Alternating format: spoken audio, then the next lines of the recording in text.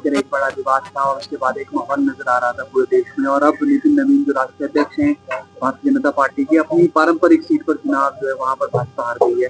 क्या प्रतिक्रिया आपकी सर? देखिए, मुझे लगता है कि भारतीय जनता पार्टी को बहुत बड़ा झटका लगा। बिहार में भारतीय जनता पार्टी की सरकार है, मध्य प्रदेश में भारतीय जनता पार्टी की सरकार है, केंद्र में भारतीय जनता पार्टी की सरकार है। और इन दो सरकारों के होते हुए इन दोनों उपचुनाव में भारी वोटों से जो हार हुई भारतीय जनता पार्टी की, वो देश में बदलते हुए राजनीतिक परिदृश्य को परिलक्षित करती है।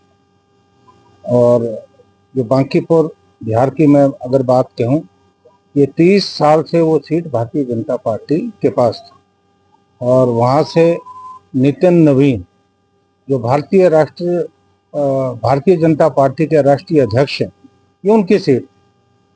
और भारतीय जनता पार्टी के राष्ट्रीय अध्यक्ष अपनी सीट नहीं बचा पाए। दूसरी तरफ से दतिया में कांग्रेस के घनश्याम सिंह भारी बहुमत से जीते।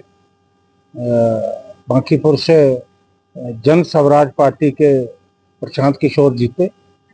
हाल में ही जो देश में नीट परीक्षाओं को लेकर आंदोलन चल रहा था और उस आंदोलन में जिस तरह से केंद्र सरकार की भूमिका रही और पहली बार हुआ कि देश के युवा और छात्र सड़कों पे आए, उनके साथ जो दुर्व्यवहार जो है किया गया।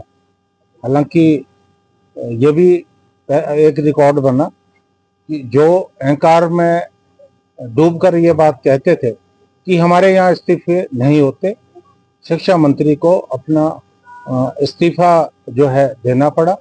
हालांकि आंदोलन अभी शांत है, लेकिन एक संदेश पूरे देश में चला गया है कि भारतीय जनता पार्टी अब दिन प्रतिदिन जो है पतन की कगार पे, और निश्चित तौर पे आने वाले समय में भारतीय जनता पार्टी को बहुत बड़े झटके लगने वाले, क्योंकि अगर आप जनता की आकांक्षाओं के विपरीत काम करने का प्रयास करेंगे तो जनता आपको सबक सिखाए। आप कह रहे हैं कि भाजपा के खिलाफ तो माहौल है, लेकिन कांग्रेस की क्या तैयारी? क्योंकि हम देखते हैं कि जगह जगह अगर हिमाचल से हटके अन्य राज्यों की बात करें तो ज्यादा लाभ जो है वहाँ पर स्थानीय जो दल रहते हैं प्रदेश स्तर पर, उनको ज्यादा लाभ होता है, कांग्रेस ही पिछड़ जाती है उसमें। तो उसको लेकर क्या नीति आप लोगों? नहीं, देखिए, ऐसा नहीं है। कांग्रेस ने मध्य प्रदेश में जीत हासिल की है, रखती है। और खास